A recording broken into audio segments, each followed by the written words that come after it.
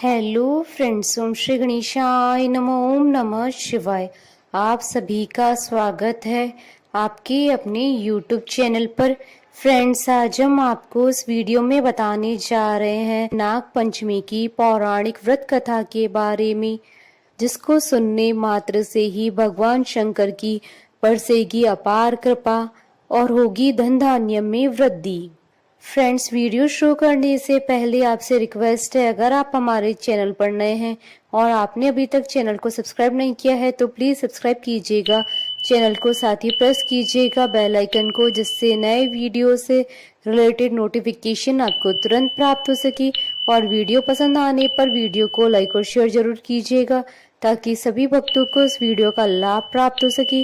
और comment box में ओम नमः शिवाय जरूर लिखिएगा। फ्रेंड्स, अब आइए प्रारंभ करें नाग पंचमी की पौराणिक व्रत कथा। धर्म ग्रंथों में नाग पंचमी की दो कथाएं प्रचलित हैं। पहली कथा, प्राचीन काल में एक सेठ जी थे जिनके 7 पुत्र थे। सातों की शादी हो चुकी थी। सबसे छोटे पुत्र की पत्नी श्रेष्ठ चरित्र की थी, परंतु उसका कोई भाई नहीं था।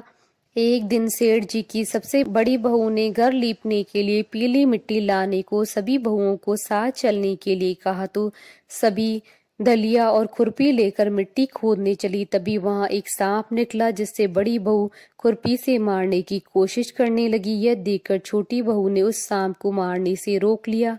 यह सुनकर बड़ी बहू ने उसे नहीं मारा और सर्प एक और जाकर बैठ गया। तब छोटी बहू ने उस सांप से कहा, हम अभी लौट कर आती हैं, तुम यहाँ से कहीं मत जाना। यह कहकर वह सबके साथ मिट्टी लेकर घर चली गई और वहां काम काज में फंसकर सांप से किया वादा भूल गई। जब छोटी बहू को दूसरे दिन वह बात याद आई तो वह सभी को साथ लेकर वहां पहुंची और सर्प को उस स्थान पर बैठा देख बोली, सर्प भैया नमस्कार। सर्प ने कहा, तू भैया कह चुकी है इसलिए तुझे माफ कर देता हूँ, नहीं तो झूठी बात कहने के कारण तुझे डस लेता। वह बोली, भैया मुझसे भूल हो गई है, क्षमा मांगती हूँ। सांप बोला, अच्छा तो आज से मेरी बहन हुई और मैं तेरा भाई, तुझे जो मांगना है वो मांग ले। वह बोली, भैया मेरा कोई भाई नहीं है, अच्छा हुआ जो तू मेरा भाई बन गया। कुछ समय बीतने पर वह सर्प मनुष्य का रूप लेकर उसके घर आया और बोला कि मेरी बहन को भेज दो। सब हैरान हो गए क्योंकि सभी यही जानते थे कि इसके तो कोई भाई नहीं था। तो वह सर्प बोला, मैं इसका चचेरा भाई हूँ, बचपन में ही बाहर चला गया था। ऐसा सुनकर घर के लोगों ने छोटी बहू को उसके साथ भेज दिया। उसने मार्ग में बताया कि मैं वही सर्प हूँ, इसलिए तू डरना नहीं और जहाँ चलने में कठिनाई हो वहां मेरी पूंछ पकड़ लेना।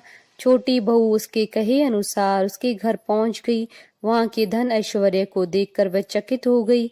एक दिन सर्प की माता ने उससे कहा, मैं एक काम से बाहर जा रही हूँ, तू अपने भाई को ठंडा दूध पिला देना। लेकिन छोटी बहू को यह बात ध्यान नहीं रही और उसने गलती से सर्प को गर्म दूध पिला दिया, जिसमें उसका मुख जल गया। यह देखकर सर्प की माता बहुत क्रोधित हुई, परंतु सर्प के समझाने पर शांत हो गई। तब सर्प ने कहा कि बहन को अब उसके घर भेज देना चाहिए। तब सर्प और उसके पिता ने उसे बहुत सा सोना चांदी जवाहरात वस्त्र आभूषण देकर उसके घर पहुंचा दिया।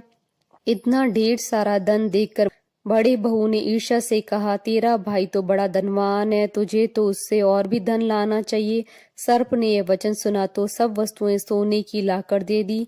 यह देखकर बड़ी बहू ने कहा, इन्हें झाड़ने की झाड़ू भी सोने की होनी चाहिए। तब सर्प ने झाड़ू भी सोने की लाकर रख दी। सर्प ने छोटी बहू को हीरा मणियों का एक अद्भुत हार दिया था। उसकी प्रशंसा उस देश की रानी ने भी सुनी थी। वह राजा से बोली कि सेठ की छोटी बहू का हार यहाँ आना चाहिए। राजा ने मंत्री को हुक्म दिया कि उससे वह हार लेकर शीघ्र उपस्थित हो। मंत्री ने सेठ जी से कहा कि महारानी जी छोटी बहू का हार पहनेगी, वह उससे लेकर मुझे दे दो। सेठ जी ने डर के कारण छोटी बहू से हार मांगकर दे दिया। छोटी बहू को यह बात बुरी लगी। उसने अपने सर्प भाई को याद किया और आने पर प्रार्थना की, भैया रानी ने मेरा हार छीन लिया है, तुम कुछ ऐसा करो कि जब वह हार उसके गले में रहे तब तक के लिए सर्प बन जाए और जब वह मुझे लौटा दे तब हीरो मणियों का बन जाए। सर्प ने ठीक वैसा ही किया। जैसे ही रानी ने हार पहना वैसे ही वह सर्प का बन गया। यह देखकर रानी चीख पड़ी और रोने लगी। यह देख राजा ने सेठ के पास खबर भेजी कि छोटी बहू को तुरंत भेजो। सेठ जी डर गई कि राजा न जाने क्या करेगा। वे स्वयं छोटी बहू को साथ लेकर उपस्थित हुए।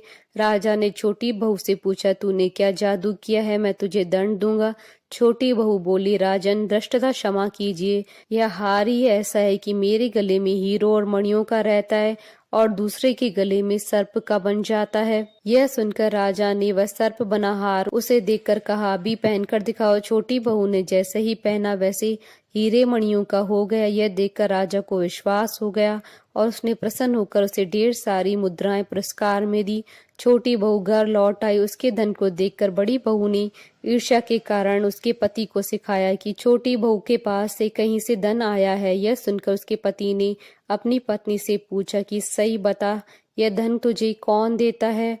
तब उसने सर्प को याद किया। बहन को मुश्किल में फंसता देख उसी समय सर्प वहां प्रकट हुआ और कहने लगा, जो मेरी बहन के आचरण पर संदेह करेगा मैं उसे खा लूंगा। यह सुनकर छोटी बहू का पति प्रसन्न हुआ और उसने सर्प देवता का सत्कार किया। ऐसी मान्यता है कि उसी दिन से नाग पंचमी का त्योहार मनाया जाने लगा और स्त्रियां सर्प को भाई मानकर पूजा करती हैं। दूसरी कथा, किसी राज्य में किसान परिवार रहता था। किसान के 2 पुत्र, 1 पुत्री थी। एक दिन हल जोतते समय हल से नाग के 3 बच्चे कुचलकर मर गए। नागिन पहले तो विलाप करती रही, फिर उसने अपनी संतान के हत्यारे से बदला लेने का संकल्प किया। रात्रि को अंधकार में नागिन ने किसान, उसकी पत्नी, दोनों लड़कों को डस लिया।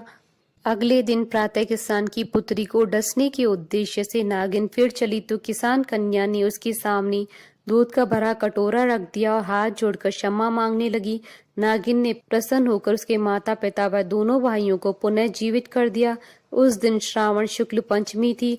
तब से आज तक नागों के कोप से बचने के लिए इस दिन नागों की पूजा की जाती है।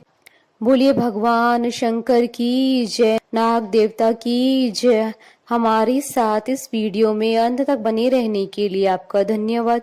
ओम श्री गणेशाय नमः। ओम नमः शिवाय।